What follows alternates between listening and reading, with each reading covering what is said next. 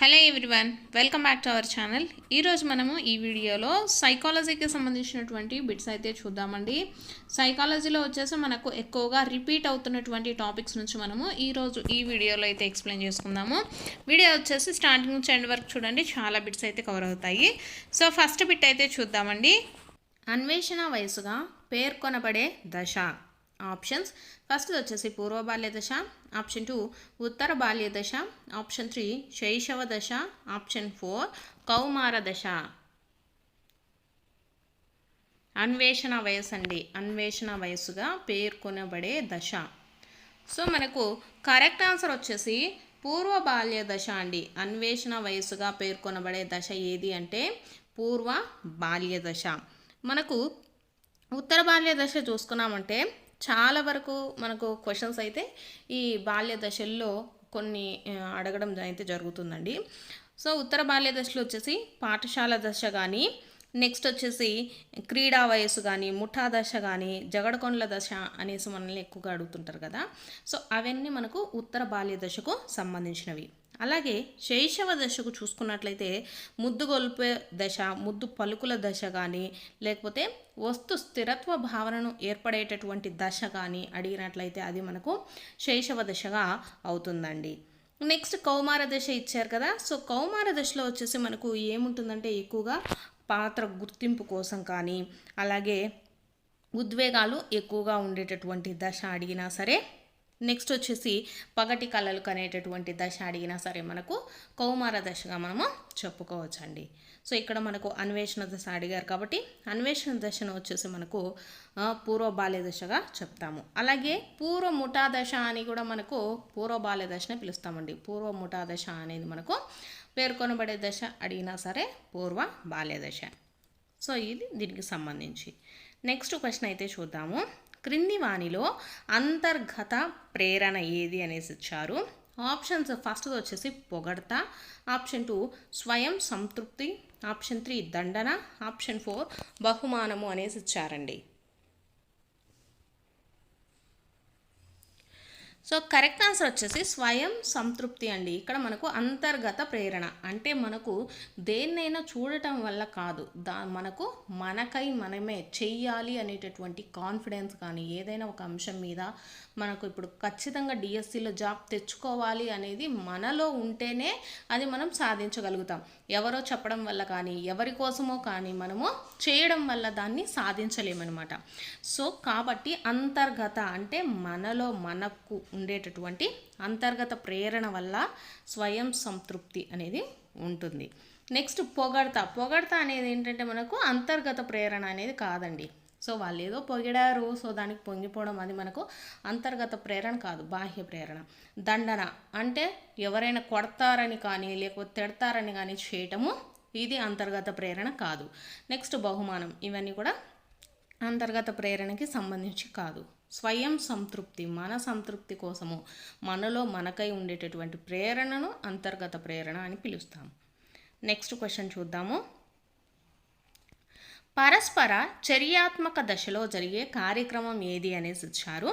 Options: ఫస్ట్ది TLM తయారీ, option 2 లక్ష్యాల రూపకల్పన, ఆప్షన్ 3 మూల్యాంకనము, ఆప్షన్ 4 విషయ వివరణ అనేసి ఇచ్చారండి. సో కరెక్ట్ ఆన్సర్ ఏమవుతుందండి? విషయ వివరణ. ఇక్కడ పరస్పర చర్యాత్మక దశలో జరిగేటటువంటి కార్యక్రమం అంటే మనకు ఇచ్చినటువంటి విషయం వివరణను మనము సరి చూసుకోవాలన్నమాట. కాబట్టి ఆప్షన్ 4 అనేది రైట్ ఆన్సర్. నెక్స్ట్ క్వశ్చన్ అయితే చూద్దాము. వ్యాసరూప ప్రశ్నల ద్వారా పరీక్షించేటటువంటి సామర్థ్యము. ఆప్షన్స్: ఫస్ట్ వచ్చేసి పునరుభ్యాసన, ఆప్షన్ 2 పునఃస్మరణ, ఆప్షన్ 3 గుర్తింపు, ఆప్షన్ 4 పునశ్చరణ అనేసి ఇచ్చారండి. వ్యాసరూప ప్రశ్నలు అంటే ఎస్ఏ టైప్ క్వశ్చన్స్ ఉంటాయి కదా, వాటి ద్వారా పరీక్షించేటటువంటి సామర్థ్యం ఏంటంటే పునఃస్మరణ. పునఃస్మరణ అంటే మనము చదివినట్టు గుర్తుందా లేదా అనేటటువంటి అంశం. నెక్స్ట్ క్వశ్చన్ చూసుకున్నట్లయితే భాషా వికాసము మొదట కేరింతలు, ముద్దు పలుకులతో ప్రారంభమై క్రమంగా సంభాషణలకు దారితీయడాన్ని సూచించే వికాస నియమం. ఆప్షన్స్: ఫస్ట్ది వికాసంలో వైయక్తిక భేదాలు ఉంటాయి, ఆప్షన్ 2 వికాసం అవిచ్ఛిన్నంగా సాగుతుంది. ఆప్షన్ 3 వికాసం ఒక ఖచ్చితమైన నమూనాను అనుసరిస్తుంది. ఆప్షన్ 4 వికాసం సంచితమైనది అనేసి ఇచ్చారండి. సో ఇక్కడ మనకి ఇచ్చినటువంటి వికాస నియమం ఏంటి? భాష అనేది మొదట కేరింతలు, నెక్స్ట్ వచ్చేసి ముద్దు పలుకులతో ప్రారంభమయ్యి క్రమంగా సంభాషణలుగా అంటే తర్వాత మాట్లాడుతూ ఉంటారనమాట. సో కాబట్టి ఇది మొత్తం ఎలా ఉంటుందంటే ఈ వికాస నియమం దేనికి సంబంధించింది? వికాసం వచ్చేసి ఒక ఖచ్చితమైన నమూనాను అనుసరిస్తుంది. So option 3 is the right answer అండి. నెక్స్ట్ క్వశ్చన్ చూద్దాము.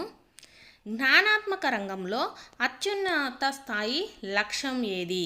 ఆప్షన్స్ ఫస్ట్ వచ్చేసి జ్ఞానము, ఆప్షన్ 2 వినియోగము, ఆప్షన్ 3 విశ్లేషణ, ఆప్షన్ 4 మూల్యాంకనము అనేసి ఇచ్చారు.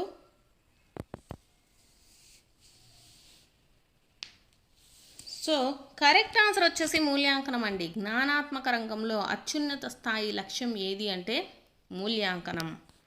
Next question.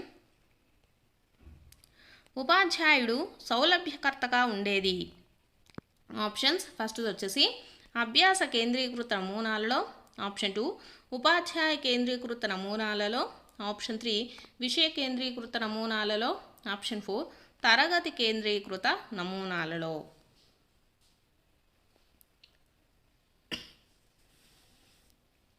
So correct answer వచ్చేసి అభ్యాసన కేంద్రీకృత నమూనాలలో అండి. ఉపాధ్యాయుడు మనకు సౌలభ్యకర్తగా దేంట్లో ఉంటాడంటే అభ్యాసన నేర్చుకునేటలో మనకు హెల్ప్ చేయడానికి యూజ్ అవుతారండి, అభ్యాసన కేంద్రీకృత నమూనాలలో. నెక్స్ట్ క్వశ్చన్ చూద్దాము. దీని ఆర్ వీటి ద్వారా భావనలను పొందలేము. ఆప్షన్ ఫస్ట్ వచ్చేసి కంఠస్థీకరణము, ఆప్షన్ 2 ఆవిష్కరణ, ఆప్షన్ 3 ఉదాహరణలు, ఆప్షన్ 4 పోలికలు మరియు భేదాలు. కరెక్ట్ ఆన్సర్ వచ్చేసి కంఠస్థీకరణం అండి. కంఠస్థీకరణం ద్వారా మనము భావనలను పొందలేము. ఇక్కడ భావనలు అంటే ఏవైనా ఊహాత్మక ఆలోచనలు ఇవన్నీ. ఆవిష్కరణ అంటే మనం ఏదైనా తయారు చేయడం వల్ల ఏంటంటే మనకు దానికి సంబంధించినటువంటి ప్రతి ఒక్కటి కూడా మనము ఎక్స్పీరియన్స్ చేయగలుగుతాం అనమాట. ఉదాహరణలు అంటే మనం ఏదైనా చూసామనుకోండి, ఇది దానిలాగా ఉంది, అది దీనిలాగా ఉంది అనేటటువంటి ఉదాహరణలు అనేటివి మనం చెప్పగలుగుతూ ఉంటాం. పోలికలు మరియు భేదాలు అంటే మనకి ఏవైనా రెండు అంశాల గురించి సంబంధించి తెలుసుంటే వాటికి సంబంధించి డిఫరెన్సెస్ ఏంటి అనేసి వాటిల్లో మనకు పోలికలు ఏవేవి పోలికలు మనకు కనిపిస్తున్నాయి అనే విషయాలన్నీ మనము చెప్పగలుగుతాం. వాటినే భావనలు అంటాము. సో కంఠస్థీకరణం అంటే ఏంటంటే ఉన్నదాన్ని ఉన్నట్టు బట్టి కొట్టడం అండి. అది ఏంటి అనేటటువంటి ఆలోచన చేయకుండా బట్టి కొట్టడాన్ని మనం ఏమంటాము? కంఠస్థీకరణం అంటాం. సో దానివల్ల మనము ఎటువంటి భావనలను కూడా పొందలేము. So option 1 is the right answer. Next question చూద్దాము. ఉపాధ్యాయుడు కూరగాయలను చూపిస్తూ వాటి గురించి వివరిస్తున్నాడు. ఈ సందర్భంలో పిల్లల ఆలోచన. ఆప్షన్స్ ఫస్ట్ వచ్చేసి ఊహాత్మక ఆలోచన, ఆప్షన్ 2 మూర్త ఆలోచన, ఆప్షన్ 3 తార్కిక ఆలోచన, ఆప్షన్ 4 అమూర్త ఆలోచన అనేసి ఇచ్చారండి. సో ఇక్కడ చూసుకున్నట్లయితే మనకు కూరగాయలను చూపిస్తున్నాడు, కూరగాయలను చూపిస్తూ వాటి గురించి చెప్తూ ఉన్నాడు. కాబట్టి ఇది ఎటువంటి ఆలోచన అవుతుంది? మూర్త ఆలోచన.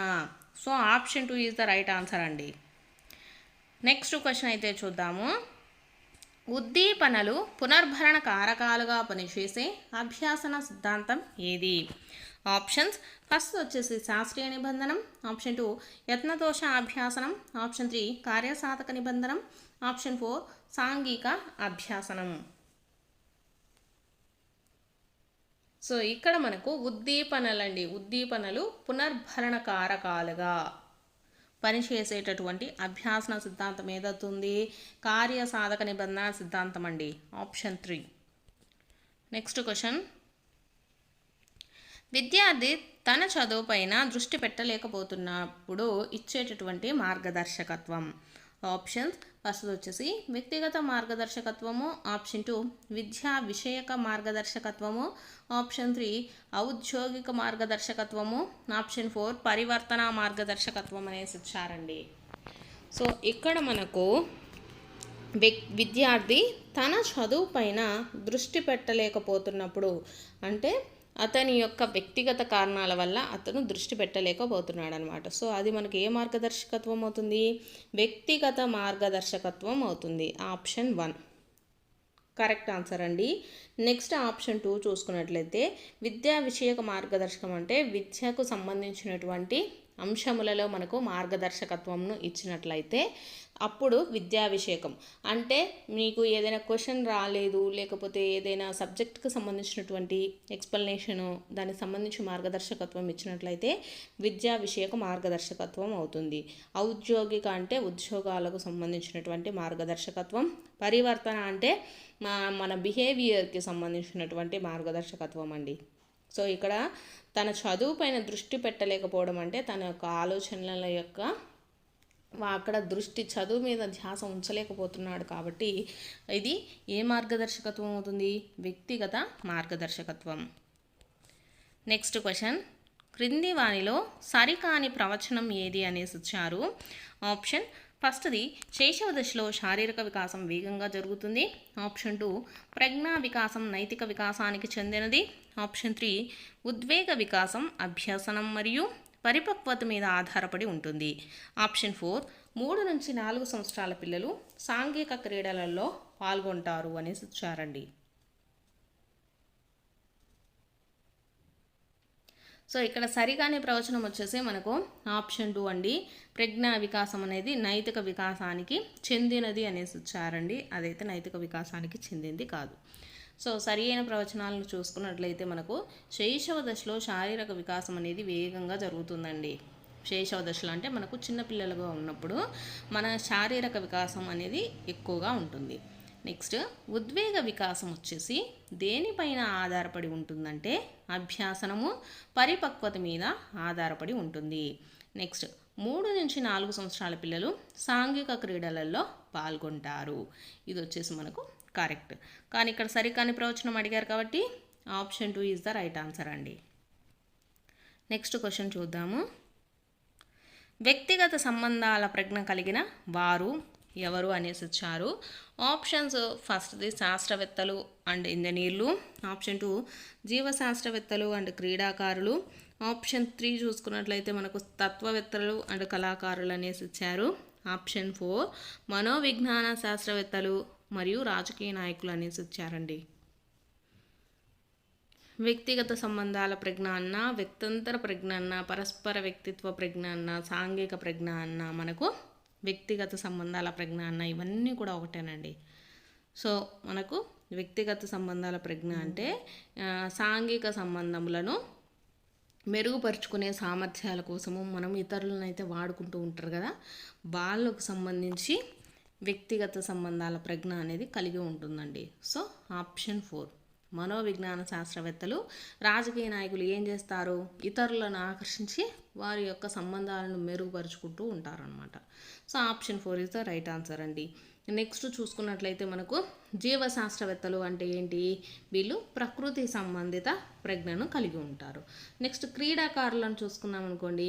క్రీడాకారులకు మనకు ఎటువంటి సామర్థ్యం ఉంటుందండి? శారీరక కండర స్పర్శాత్మక ప్రజ్ఞ కానీ, శరీర గతి సంవేదన ప్రజ్ఞ కానీ, ఇవన్నీ మనకు క్రీడాకారులు కలిగి ఉంటారు. నెక్స్ట్ చూసుకున్నట్లయితే మనకు ఇక్కడ ఇంకా ఏమి ఇచ్చారండి? తత్వవేత్తలు అనేసి ఇచ్చారు కదా.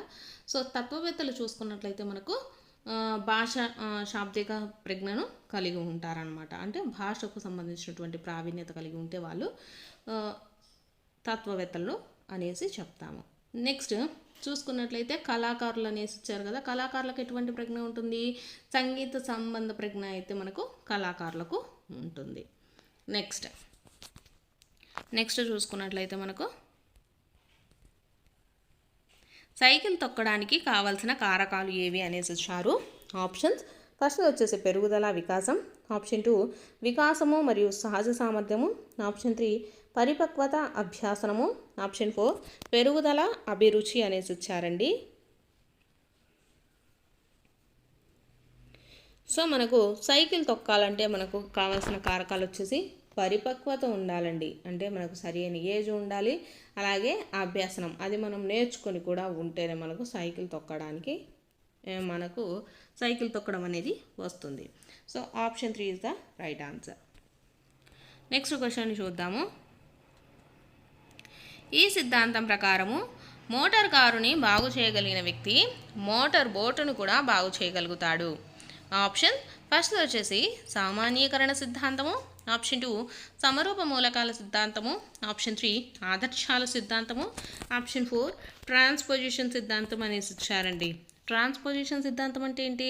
గెస్టాల్ట్ లేదా సమగ్రాకృతిని కూడా మనము ట్రాన్స్పోజిషన్ సిద్ధాంతం అంటామండి. సో ఇక్కడ చూసుకున్నట్లయితే మనకు ఇదేమవుతుంది, ఈ సిద్ధాంతం ప్రకారము మోటార్ కారుని బాగు చేయగలిగిన వ్యక్తి మోటార్ బోటును కూడా బాగు చేయగలుగుతాడు. సో దీంట్లో మనకు ఎటువంటి సిద్ధాంతం ఉంటుందండి? సామాన్యీకరణ సిద్ధాంతము. అంటే ఈ రెండు సూత్రాలు ఒకటిగా ఉండడం వల్ల ఇతను బాగు చేయడం జరుగుతుంది. దీన్ని ఏమంటాము? సామాన్యీకరణం అంటాము. సమరూప మూలకాల సిద్ధాంతం అంటే రెండు అంశాల మధ్య సారూప్యత, అంటే రెండు ఒకేలాగా ఉంటే మనకు ఆ విషయం చేయగలిగితే దాన్ని సమరూప మూలకాల సిద్ధాంతం అనేసి అంటారు. అంటే ఇప్పుడు కీబోర్డ్ నేర్చుకుంటారు కదా, కీబోర్డ్ నేర్చుకున్న వాళ్ళు టైప్ మిషన్ నొక్కడం, అంటే అక్కడ కీబోర్డ్లో ఉండేటటువంటి అక్షరాలు టైప్ మిషన్లో ఉండేటటువంటి అక్షరాలు రెండు ఒకేలాగానే ఉంటాయండి. కాబట్టి వాళ్ళకి అది ఈజీగా చేయగలుగుతారు.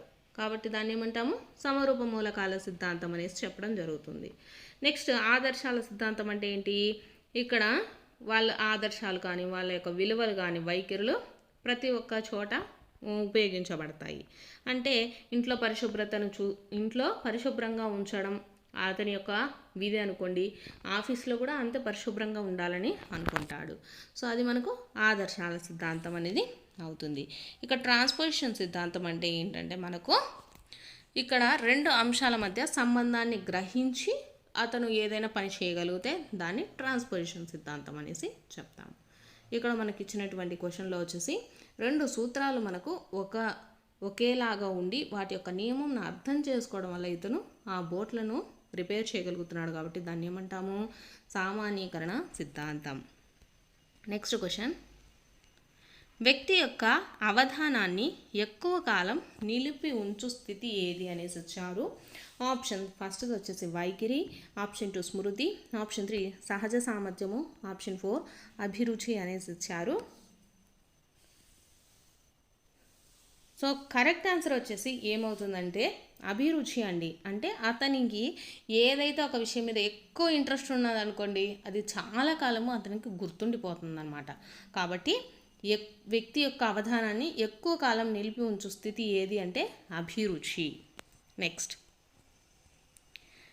నెక్స్ట్ది మంచి అభ్యాసన వాతావరణ లక్షణము కానిది. ఆప్షన్ ఫస్ట్ వచ్చేసి ఆహ్లాదకరమైన భౌతిక సదుపాయాలు, ఆప్షన్ 2 ఉత్తేజకరమైన పరిసరాలు, ఆప్షన్ 3 పిల్లల మధ్య మంచి సంబంధాలు లేకపోవటం, ఆప్షన్ 4 అభ్యాసనకు తోడ్పడే వసతులు అనేసి ఇచ్చారు.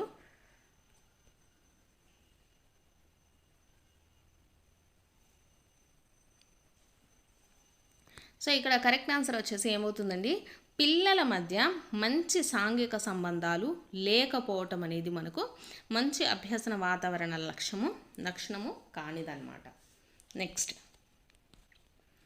నెక్స్ట్ చూసుకున్నట్లయితే పిల్లలు ఈ నైతిక దశలో బేరసారాలు చేస్తారు. ఏ దశలో చేస్తారండి పిల్లలు?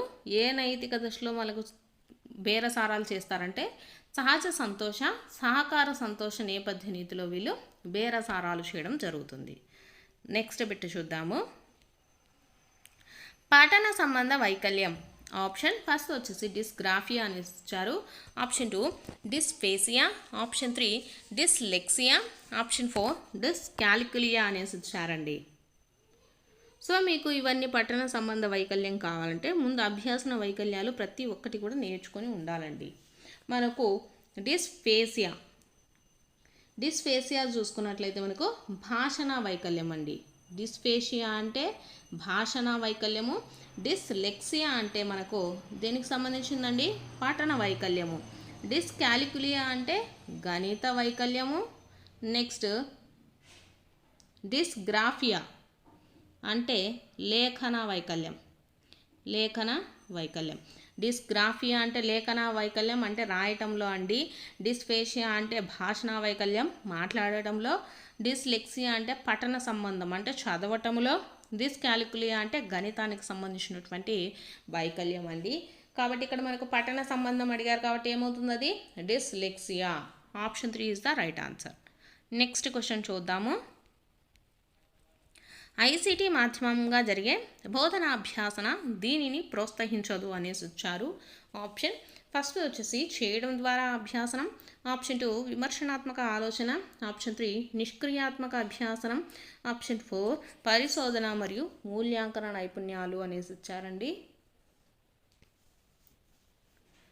సో దీంట్లో కరెక్ట్ ఆన్సర్ వచ్చేసి నిష్క్రియాత్మక అభ్యాసనం అండి. అంటే గుడ్డిగా చదవటం అనేటటువంటి అభ్యాసనను ఇది ప్రోత్సహించదు. సో మనకు ఐసీటీ మాధ్యమంగా జరిగే బోధనాభ్యాసన దేన్ని ప్రోత్సహిస్తుంది? చేయటం ద్వారా అభ్యాసనం, విమర్శనాత్మక ఆలోచన, పరిశోధన మరియు మూల్యాంకన నైపుణ్యాలు ఇవన్నీ కూడా మనకు ఐసీటీకి సంబంధించినవి. నెక్స్ట్ క్వశ్చన్ చూద్దాము. వ్యక్తిలోని ప్రేరకం తృప్తి చెందకపోవటం అనే స్థితి ఏది అనేసి ఇచ్చారు. ఆప్షన్ ఫస్ట్ వచ్చేసి సంఘర్షణ. ఆప్షన్ 2 విషమ యోజనం. ఆప్షన్ 3 వ్యాకులత. ఆప్షన్ 4 కుంటనం అనేసి ఇచ్చారండి.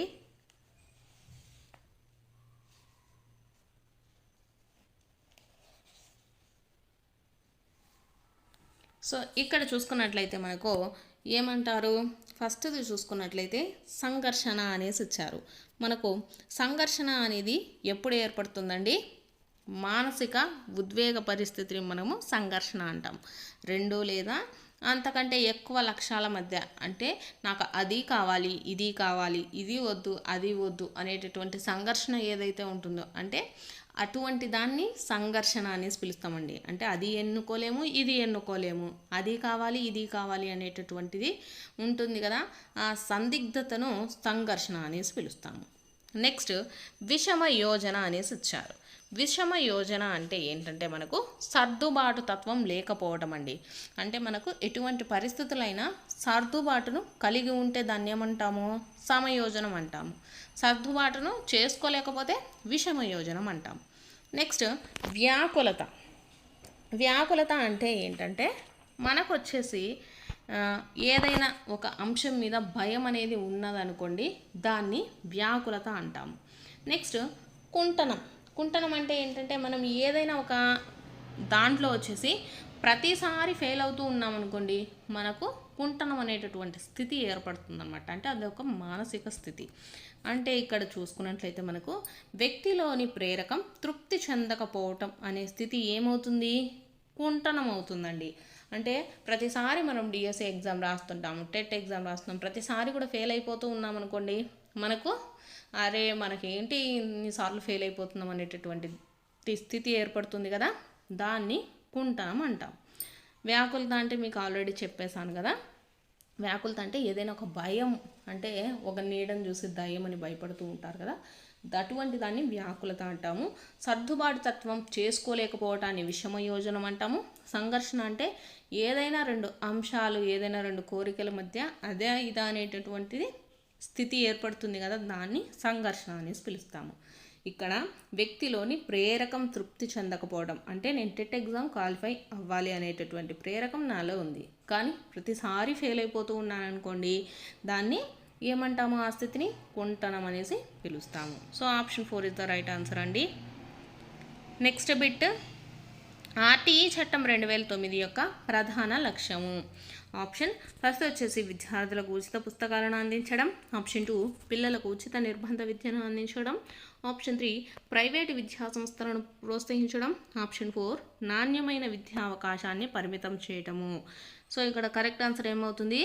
పిల్లలకు ఉచిత నిర్బంధ విద్యను అందించడం అండి. ఆర్టీఈ చట్టం 2009 యొక్క ప్రధాన లక్ష్యం ఏది? పిల్లలకు ఉచిత నిర్బంధ విద్యను అందించడం. నెక్స్ట్ క్వశ్చన్ చూద్దాము. ఫిలిప్ ఎరిస్ ప్రకారము బాల్యము అనేది అనేసి వచ్చారండి. ఫిలిప్ ఎరిస్ ప్రకారము బాల్యం అనేది ఎలా ఉంటుందంటే సమాజంచే ఏర్పాటు చేయబడినది అనేదండి. సమాజంచే ఏర్పాటు చేయబడినది. నెక్స్ట్ క్వశ్చన్ అయితే చూద్దాము. ఈ ప్రత్యక్ష నియమం ప్రకారము పరిమాణము, ఆకారం, రంగులో ఒకేలా ఉండే వాటిని మనం సమూహంగా గ్రహిస్తాము. ఆప్షన్ ఫస్ట్ వచ్చేసి అవిరళ నియమము, ఆప్షన్ 2 పూరణ నియమం, ఆప్షన్ 3 సౌష్ఠవ నియమము, ఆప్షన్ 4 సౌమ్య నియమము అని ఇచ్చారండి. సో కరెక్ట్ ఆన్సర్ ఏమవుతుంది? సౌమ్య నియమము. ఈ నియమంలో ఏంటంటే పరిమాణము, ఆకారం, రంగు ఒకేలాగా ఉంటే వాటిని మనము ఒక సమూహంగా అయితే గుర్తించడం జరుగుతుంది. ఏ నియమంలో? సౌమ్య నియమము. నెక్స్ట్ బిట్ చూద్దాము.